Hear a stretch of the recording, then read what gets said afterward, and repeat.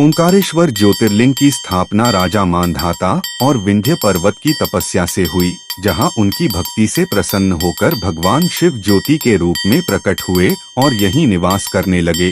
बाद में ऋषियों के कहने पर यह ज्योतिर्लिंग दो भागों ओंकारेश्वर और ममलेश्वर में बंट गया।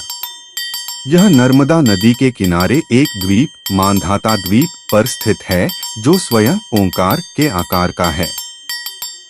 पौराणिक कथा राजा मांधाता। तपस्या। सूर्यवंशी राजा मांधाता ने नर्मदा नदी के किनारे विंध्य पर्वत पर घोर तपस्या की और भगवान शिव को प्रसन्न किया।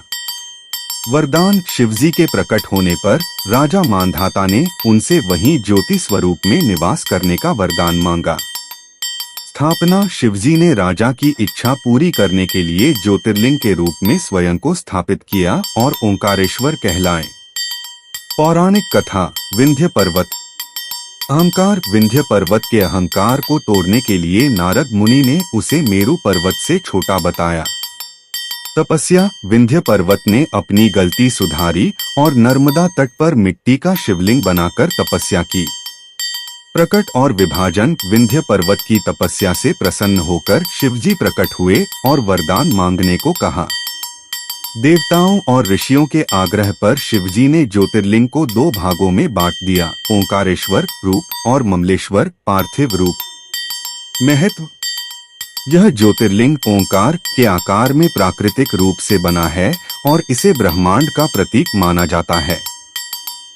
ओंकारेश्वर के साथ ममलेश्वर ज्योतिर्लिंग के दर्शन करना भी महत्वपूर्ण माना जाता है, जिससे भक्त की सभी मनोकामनाएं पूर्ण होती हैं।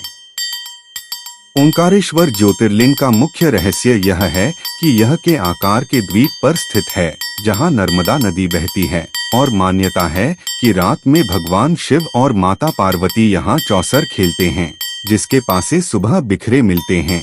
और यह विश्व का एकमात्र ज्योतिर्लिंग है जहां शिवलिंग की परिक्रमा की जाती है, जो इसे अद्भुत और रहस्यमय बनाता है, क्योंकि यहाँ शिव स्वयं ज्योति स्वरूप में वास करते हैं और हर रात शयन के लिए आते हैं।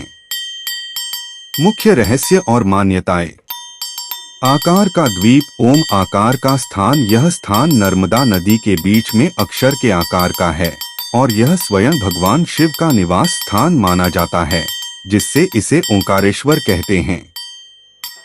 रात में शिव पार्वती का शयन।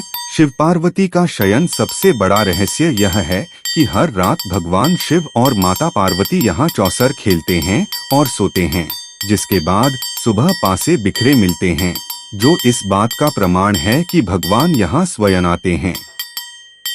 शिवलिंग की परिक्रमा यूनिक सर्कमैम्बुलेशन। यह एकमात्र ज्योतिर्लिंग है जहाँ शिवलिंग की परिक्रमा की जाती है, क्योंकि यह के आकार के द्वीप पर है और नर्मदा नदी इसे घेरती है।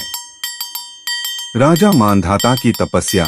King Mandhata's penance. पौराणिक कथा के अनुसार राजा मांधाता ने विंध्य पर्वत पर कठोर तपस्या की, जिससे प्रसन्न होकर शिव यहाँ ज्योतिर्लिंग के रूप में विराजमान हुए।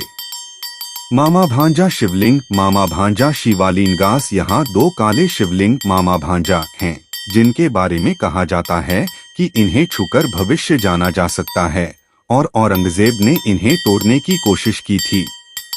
अधूरी तीर्थ यात्रा इनकम्प्लीट पिलग्रमेज। माना जाता है कि ओंकारेश्वर ज्योतिर्लिंग के दर्शन और नर्मदा जल चढ़ाए बिना अन्य सभी तीर्थ यात्राएं अधूरी मानी जाती हैं।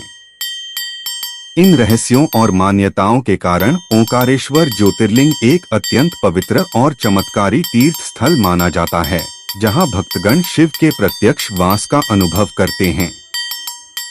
आपको यह जानकारी कैसी लगी? यदि आप भी भोलेनाथ के भक्त हैं, तो वीडियो को लाइक करें और चैनल को सब्सक्राइब अवश्य करें। हर हर महादेव।